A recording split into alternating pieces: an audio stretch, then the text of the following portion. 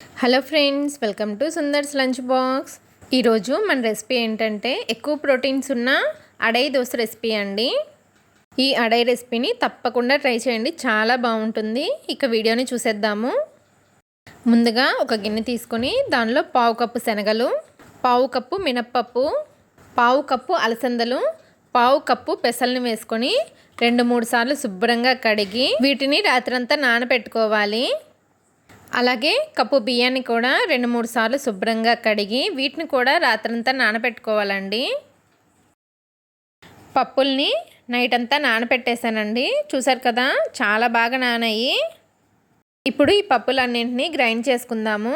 వీటిని గ్రైండ్ చేసుకోవడానికి ఒక మిక్సీ జార్ తీసుకొని పప్పులన్నింటినీ మిక్సీ జార్లో వేసుకొని 1 టీ స్పూన్ జీలకర్ర, 10 వెల్లుల్లి రెబ్బలు, 3 పచ్చిమిరపకాయలు, నానపెట్టిన బియ్యం, పావు కప్పు పచ్చి కొబ్బరి ముక్కలు, రుచికి తగినంత ఉప్పు, కొద్దిగా వాటర్ వేసుకొని ఈ పప్పులన్నింటినీ కొద్దిగా రవ్వగా ఉండేట్లు గ్రైండ్ చేసుకోండి.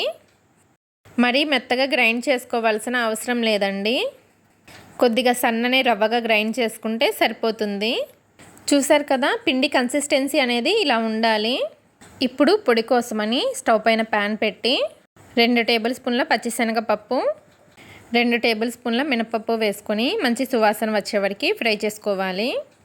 పప్పులు బాగా వేగి రంగు మారుతున్నప్పుడు ఒక ప్లేట్లోకి తీసుకొని పక్కన ఉంచండి. తర్వాత అదే ప్యాన్లో 1 టీ స్పూన్ మిరియాలు, 10 ఎండుమిరపకాయలు, 2 రెమ్మల కరివేపాకు, 10 నుండి 12 వెల్లుల్లి రెబ్బలు వేసుకొని కరివేపాకులో ఉన్న తడంతా ఆరిపోయి కరివేపాకు క్రిస్పీగా అయ్యేంతవరకు ఫ్రై చేసుకొని వీటిని కూడా పప్పులున్న ప్లేట్లోకి తీసుకొని పక్కన పెట్టండి.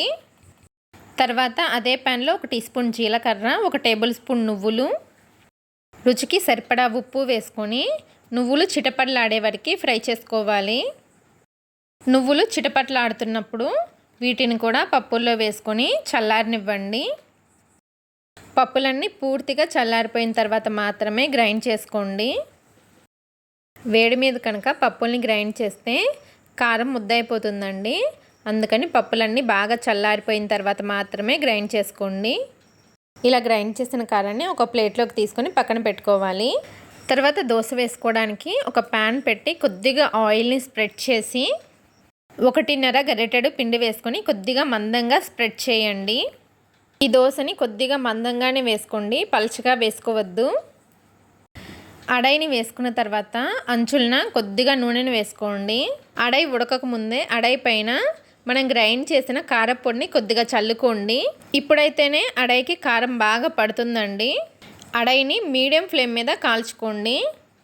అడై ఒకవైపు కాలిన తర్వాత రెండో వైపు ఫ్లిప్ చేసి 30 సెకండ్ల నుండి 1 నిమిషం కాల్చి తీసుకోండి, సరిపోతుంది. ఇంతేనండి, అడై దోశలు రెడీ అయిపోయినట్లే. ఈ పిండితో అడైలే కాదండి, గుంత పునుగులు, ఊతప్పాన్ని కూడా వేసుకోవచ్చు. ఈ హెల్దీ రెసిపీని మీరు కూడా తప్పకుండా ట్రై చేయండి. ఓకే అండి, రెసిపీ కనుక మీకు నచ్చినట్లయితే సుందర్స్ లంచ్ బాక్స్ ఛానల్ని లైక్ చేసి, షేర్ చేసి, సబ్స్క్రైబ్ చేసుకోండి. Thanks for watching.